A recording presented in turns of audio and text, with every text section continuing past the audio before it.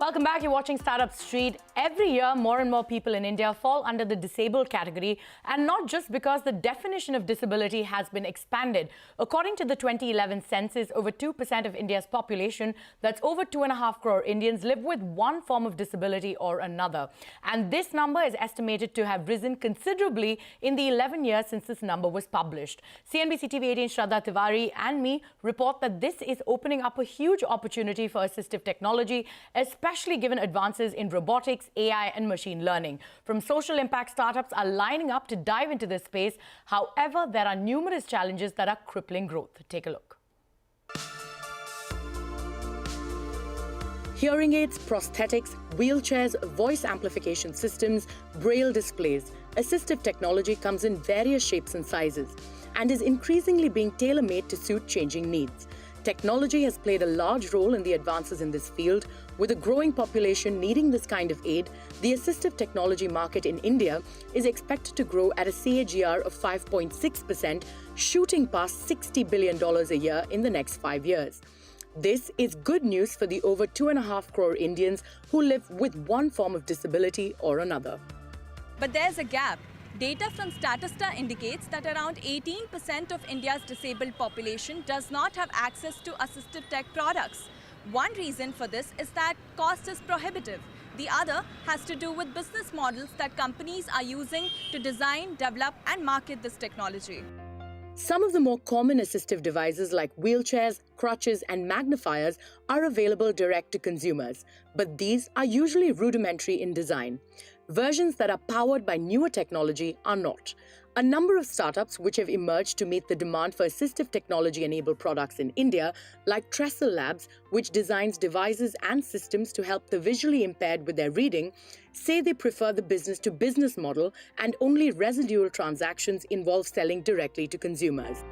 We actually figured out that B2B segments, or I would say schools, colleges, libraries, public libraries, NGOs, and even offices, they served as our institutional customers, where almost 70 to 75% of our deployments are.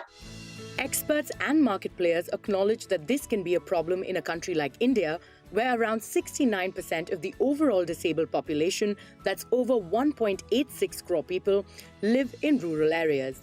But they say that reaching this large population poses problems that often go beyond cost effectiveness and logistics, and so serving institutions that have this reach is a better option.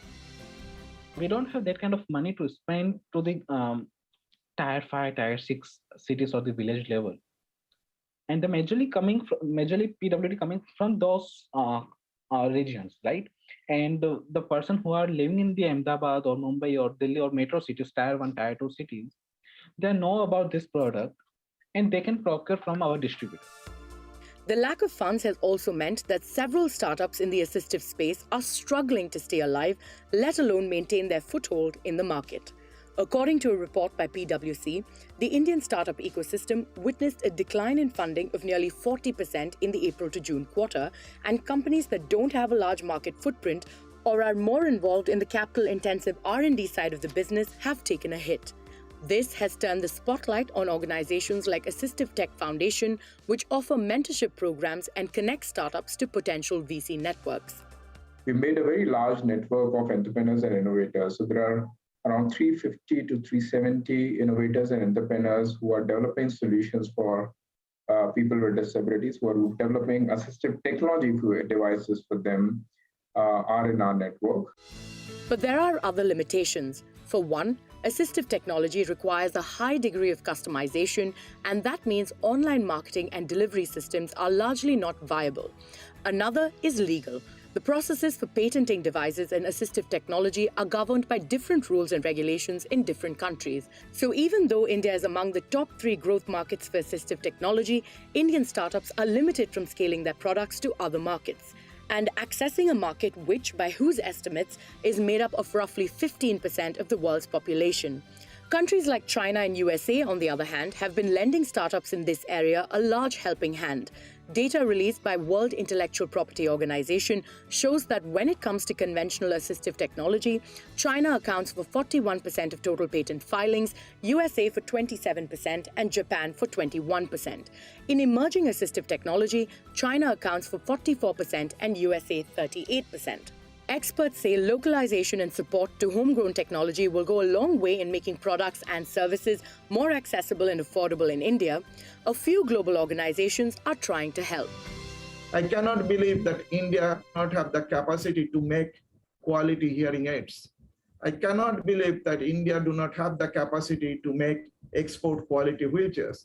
India has everything, but they have not seen maybe some other countries what they do. They sometimes export this as a premium price to subsidize their domestic market.